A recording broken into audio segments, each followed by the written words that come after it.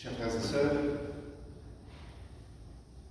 aujourd'hui avec la fête du baptême du Seigneur, nous concluons, nous achevons le cycle liturgique de l'avènement et des manifestations du Verbe incarné, Jésus-Christ, dans notre monde.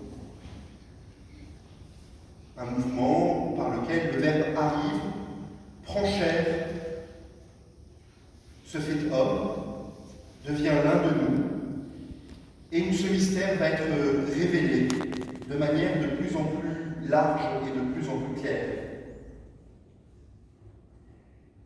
Mais il me semble que, paradoxalement, dans tout ce temps que nous avons vécu, un deuxième mouvement existe. Celui d'un enfouissement, si vous voulez, peut-être presque comme d'une dilution de plus en plus profonde du Verbe de Dieu dans notre humanité. Alors je m'explique. À Noël, le Verbe se fait homme dans la lignée de David. Il annonce un destin royal. 8 jours plus tard, au moment de sa circoncision, il se fait sujet de la loi, montrant qu'il n'est pas au-delà des exigences qui pèsent sur l'ensemble du peuple juif. Avec l'épisode de la fuite en Égypte, mais aussi avec la venue des mages, ou la rencontre avec le vieillard Siméon, nous voyons Jésus comme un homme parmi l'ensemble de tous les hommes, répandu parmi tous les peuples de la terre. Et aujourd'hui, de manière toute particulière, dans la célébration du baptême du Seigneur, nous arrivons au parachèvement de ce mouvement d'enfouissement de Jésus dans l'humanité. Parce qu'il rejoint l'humanité non seulement dans son étendue numérique, mais même dans ce que l'humanité a en partage depuis le péché de nos premiers parents. Il se fait l'égal de tous les pécheurs, et par ainsi l'égal de tous les hommes. Le texte de Luc que nous avons entendu est particulièrement parlant là-dessus.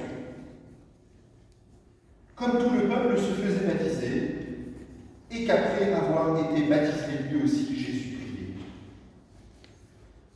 Le voilà un parmi tout le peuple, parmi l'ensemble de cette foule de pécheurs qui se pressaient auprès de Jean pour recevoir de lui ce baptême de conversion. Et le texte de Luc va encore plus loin dans ce qu'il ne dit pas. Le texte de Luc nous parle du baptême de Jésus sans mentionner le baptême de Jésus. L'événement n'est pas relaté. Il n'y a pas la reconnaissance publique officielle de Jésus par le Baptiste que nous avons dans les autres évangiles. Voici l'agneau de Dieu qui enlève le péché du monde. Non, Jésus est au milieu, à égalité avec tous les pécheurs qui ont eux aussi reçu le baptême de Jean. Il appartient à ce peuple de Dieu qui vient mendier la miséricorde de son Seigneur. Alors, bien sûr, ne me faites pas dire ce que je n'ai pas dit. Jésus-Christ n'avait aucun besoin du baptême pour la rémission des péchés. Bien entendu, étant Dieu, il n'a ni connu ni commis le péché. Mais il y a dans cette descente du Verbe la continuation du mouvement de l'incarnation. Ce dont nous parle saint Paul dans l'Épître aux Philippiens. Il s'est fait l'un de nous, prenant la condition de serviteur, devenu semblable aux hommes, reconnu homme à son aspect, il s'est abaissé. Le Verbe de Dieu descend dans notre humanité comme un ferment, comme un levain, pour que de l'intérieur même de notre humanité, de notre nature humaine, advienne son relèvement. Ce mouvement de descente de Dieu dans notre humanité fait que nous ne sommes pas sauvés de l'extérieur par un Dieu qui viendrait nous chercher et nous tirer, mais par un Dieu qui vient se faire l'un de nous pour nous mener avec lui vers le haut. Et cela dit quelque chose de notre propre baptême. Parce que notre baptême, c'est cette vie de Dieu qui vient s'enfouir, se cacher en nous pour croître, se développer et nous transformer de l'intérieur. Et il faut voir que ce que le Christ accomplit dans sa descente, ce que le Christ accomplit dans son baptême, ce n'est pas seulement un exemple qu'il entend nous donner. Ce n'est pas seulement une manière de dire « faites comme moi et vous trouverez la bonne voie ». Donc plus exactement, Jésus nous précède parce qu'il nous ouvre la voie. C'est lui qui rend possible notre salut en empruntant la voie que nous aurons à emprunter par la suite. Si vous voulez, Jésus, c'est celui qui, devant, quand vous grimpez un sommet et qu'il faut se frayer un chemin dans la neige, il est celui qui va dégager une congèle de neige pour nous libérer le passage. Il est, si vous voulez, la locomotive du genre humain qui attire vers Dieu. Non seulement il nous montre la voie, mais il nous tire, il nous arrive à lui pour que nous passions là où il passe. Il est le nouveau Moïse qui conduit son peuple à travers l'eau, à travers la mort, pour nous conduire dans cette nouvelle terre promise qui est le royaume des cieux. D'ailleurs, nous voyons, Jean baptise dans l'eau et annonce un baptême dans le feu. Et à peine Jésus est-il sorti de l'eau que c'est le feu qui descend sur lui. Le feu de l'Esprit Saint, sous la forme d'une colombe, qui vient reposer sur le visage du Fils. Et la voix du ciel retentit, celui-ci est mon Fils, en lui j'ai mis tout mon amour.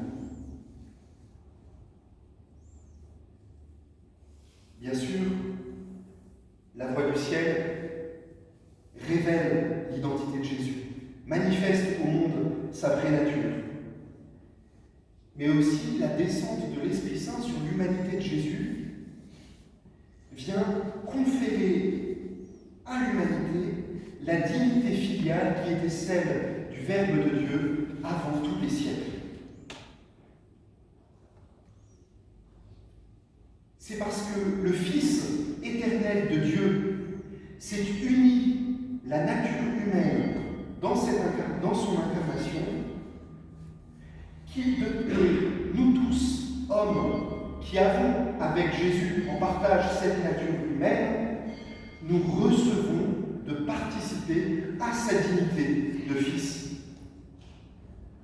Parce que Jésus reçoit dans son humanité le don de l'Esprit Saint au jour de son baptême, nous pouvons à notre tour être rendus fils, être faits fils par Dieu, fils à l'image de son Fils.